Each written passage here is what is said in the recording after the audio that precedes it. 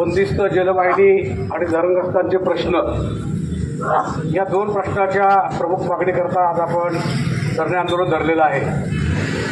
खरं तर मावळ तालुक्यातील सुजाण नागरिकांचा एक गोड गैरसमज झालेला आहे की या पावना बंदिस्त जलवाहिनीशी आपला काहीही संबंध नाही आणि धरणग्रस्तांचं पुनर्वसन हा देखील आपला त्याच्याशी काडी मात्र संबंध नाही.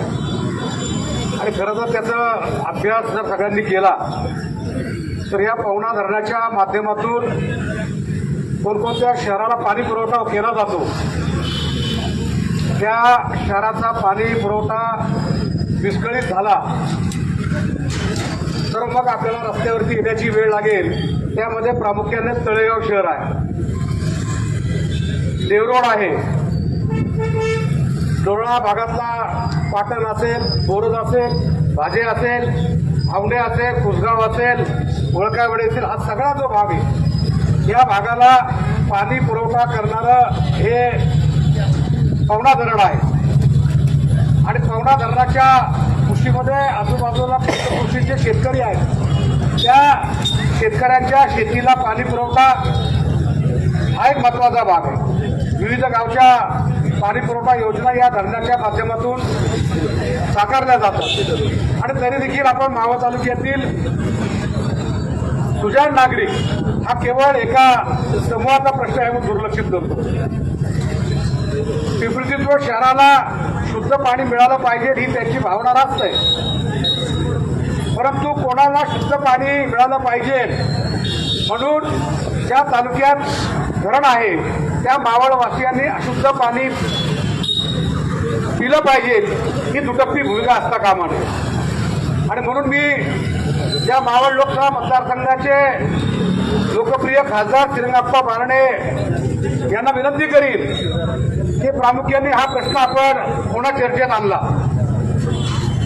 या मावळ तालुक्याचे लोकप्रिय आमदार सुरेश शेळके यांना विनंती करीन की या आंदोलनामध्ये आमच्या खांद्याला खांदा लावून तुम्ही देखील लढलेला होता आणि म्हणून या दोघांनी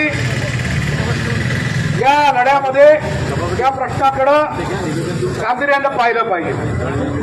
हा जो लढा उभा राहिला तो माजी राज्यमंत्री बाळासाहेब भेगडे यांच्या नेतृत्वाखाली आणि आम्ही सगळेजण शेतकऱ्यांच्या नागरिकांच्या पाठीशी खंबीरपणानं उभं राहावं म्हणून या भूमिकेतून आलेलो आहे. गेले कित्येक वर्ष हा प्रश्न रेंगाळला जातोय आणि सरकार ज्यावेळेस माहितीचं आल्याच्या नंतर असं वाटलं होतं आम्हाला की एक आशेचा किरण की हा प्रश्न सुटेल, परंतु महायुतीच्या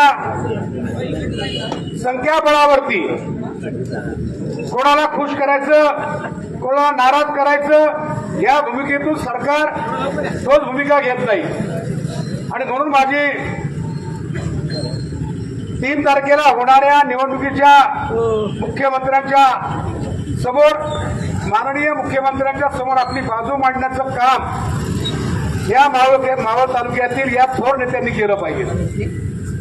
आणि या तिघांना आमचं साकडं आहे की आम्ही म्हणणार नाही की तुम्ही उद्याच्या बैठकीला जाऊ नका. निश्चितपणानं तुम्ही बैठकीला गेलं पाहिजे. त्या ठिकाणी शेतकऱ्यांची बाजू मांडली पाहिजे, धरणग्रस्तांची बाजू मांडली पाहिजे आणि पवना धरणावरती अवलंबून असणाऱ्या हजारो नागरिकांची बाजू मांडली पाहिजे.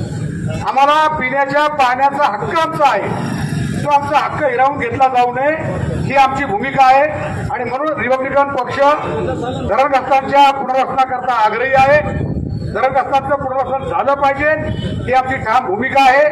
आणि पवना बंदिस्त जलवाहिनी ही कायमची रद्द झाली पाहिजे.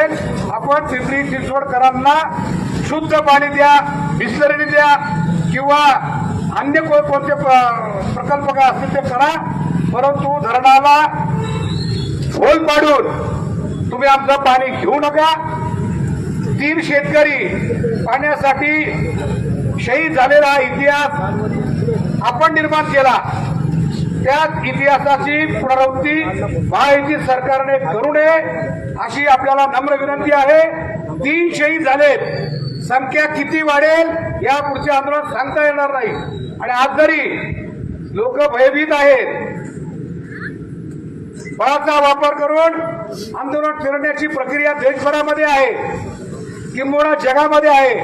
परंतु माणूस कधीही मृत्यूला घाबरलेला नाही आणि म्हणून या ठिकाणी पाण्यासाठी युद्ध होऊ नये एवढंच सरकारला माझं सांगणं आहे. मी आपल्या या शेतकऱ्यांच्या पाठीशी आम्ही खंबीरपणाने उभे आहोत. आम्हाला धरणग्रस्ताच्या आम्ही काय धरणग्रस्त नाही, त्याच्यामुळे आम्हाला काय जमीन नाही आणि मिळणारे नाही.